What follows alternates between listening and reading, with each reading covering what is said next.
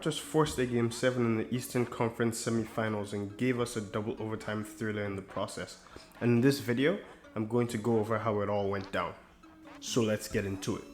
The Raptors struggled to contain the corner 3 in the first half and also let Jaylen Brown get going. He had 21 of his 31 in that opening half. For the first defensive possession of the game, the Raptors opened up into a zone, and it's clear the Celtics have had time to practice against this as they easily dice it up and get the easy corner 3. Off of a Lowry miss, the Raptors are barely able to set up their defense before Daniel Theis finds Marcus Smart for his second made 3 of the game. The Raptors are still in a 3-2 zone, and you can see Theis holding on to Siakam in the corner, creating just enough space for Tatum to get this pass over to Smart for his third 3 of the quarter. This Kemba drive collapses the Raptors defense, and he wisely kicks the ball out to Smart, who has an open look and has already made 3 threes at this point. But he swings the ball to Tatum, who finds Brown for yet another corner 3. This is the beginning of the Jaylen Brown show. OG gets caught trying to do too much, and Jaylen Brown takes it the other way for what looks like a travel before the layup. Powell drops low to contain the Theis roll, and this gives Jaylen Brown all the space he needs to knock down this 3. Off of a defensive rebound in the second, Jaylen Brown gets to his spot on the free throw line and just elevates for the easy jumper. On this play, you can tell Brown is locked in. The Celtics get him the ball in the mid post, and he makes this jumper in OG's face look easy. Even as the Celtics offense was clicking on all cylinders, you could tell Lowry was not going to let the Raptors lose, and he got started by hitting this and 1-3 after setting the back screen for OG, and this mid-range step back against that.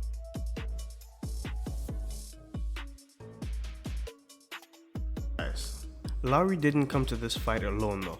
Ibaka joined the party with a couple of 3s in the second quarter, the first one coming off a Lowry assist. Then Williams disrespects him by giving him too much space, and Ibaka makes the Celtics pay with this 3. With Siakam in the post, Lowry sets a pick on Theis, who's guarding Ibaka, and you can tell Theis isn't used to being screened as he tries to run through Lowry, who picks up the foul, and Ibaka knocks down the 3, making this a 4-point play. Even after Tatum hits this 3 to push the Celtics lead to 10, Lowry walks the ball up and drills a 3 of his own to bring the lead back down to single digits. It would be an understatement to say that Gasol has been struggling for most of this series, and you can tell it's beginning to weigh on him. You can see him visibly frustrated in the first quarter. So in the third quarter, when he finally hits his first 3 of the series, you can only imagine what's going through his mind. And the fist pump afterwards pretty much describes how every Raptors fan felt in that moment. Little jumpers like these are shots he's been missing all series long, and these are the type of shots he needs to start making to keep the defense honest. Later in the third, Freddie gets a rare 6-point play. He gets fouled on this 3 attempt by Marcus Smart, hits all 3 free throws, and then hits a corner 3 in the same possession. That play gives Freddie all the confidence he needs to knock down this 3 in Williams' face.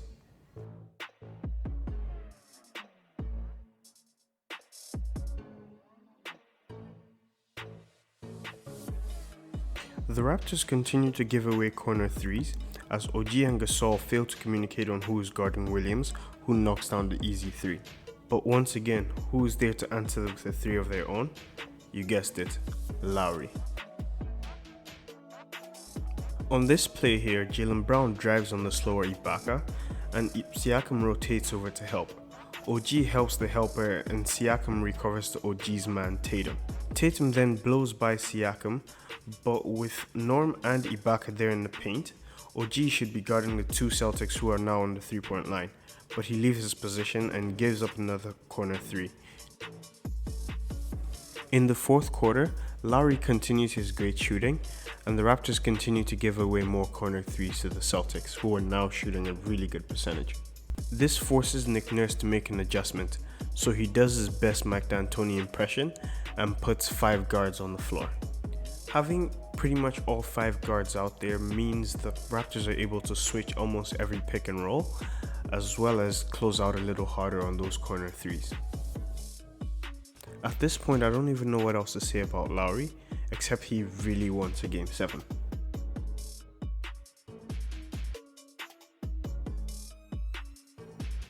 Late in the fourth, Siakam gets Kemba switched onto him, but before he can get the ball and work the mismatch, Marcus Smart switches onto him, and while he has a side advantage, Marcus Smart is first team all defense for a reason. Marcus Smart pokes the ball out when Siakam exposes it, and it leads to a Daniel Theis dunk on the other end. Side note, get used to Daniel Theis dunking from this point forward. With 43 seconds left in the game, the Raptors are able to force a turnover, but it's not the Raptor you think. Watch Nick Nurse in the corner confusing Tatum. And with 5 seconds left in the tied game, the refs don't call a foul on this Kemba drive, and the Raptors are left with a desperation heave by Siakam, which misses. Another advantage of this Rocket-style small lineup is that it allows anyone to operate in the lane without being too worried about a help defender. The downside is, it gives up a lot of layups to any active bigs like Theis. After this step back by Kemba stretches the lead to 3, Freddie is able to find Norm in the corner, who goes off in both OT periods. Theis and Anunoby get tangled up after this 3-point attempt by Marcus Smart, which leaves Celtics without a big. Norm wisely attacks the lane and gets 2 free throws. And when Brown hits 2 free throws of his own to tie the game, the Raptors have 18 seconds to run whatever play they'd like. But curiously, they choose to run a 20 dribble ISO for Norman Powell that ends in a step back 3. Weird play.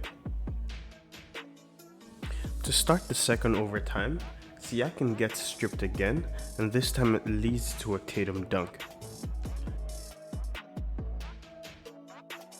And then a dunk by Theis puts the Celtics up 4. But once again, Lowry is there for the response. Theis dunks again, and this time Siakam responds with a mid-range jumper, tying the game up. This is a great defensive possession for the Raptors, but credit Marcus Smart, who hits a tough jumper after 2 Raptors fly by him.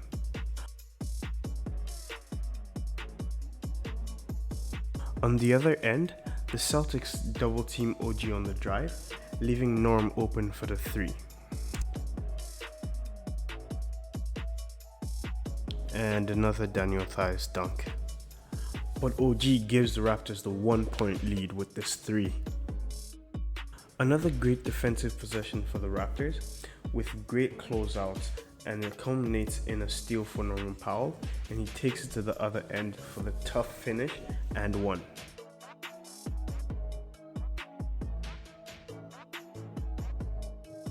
With the Celtics down 4, Jason Tatum hits Lowry with this baby Euro step into a floater to cut the lead down to 2. Not to be outdone was Lowry on the other end with the dagger.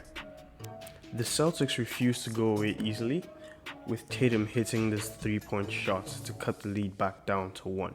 After the make, the Celtics are forced to foul, and the Raptors make their 2 free throws. This last-minute desperation miss sets us up for what should be an epic Game 7. If you guys like this video and you want to see more Raptors game breakdowns, please hit that like button as well as that subscribe button as well, and I hope to see you guys after Game 7.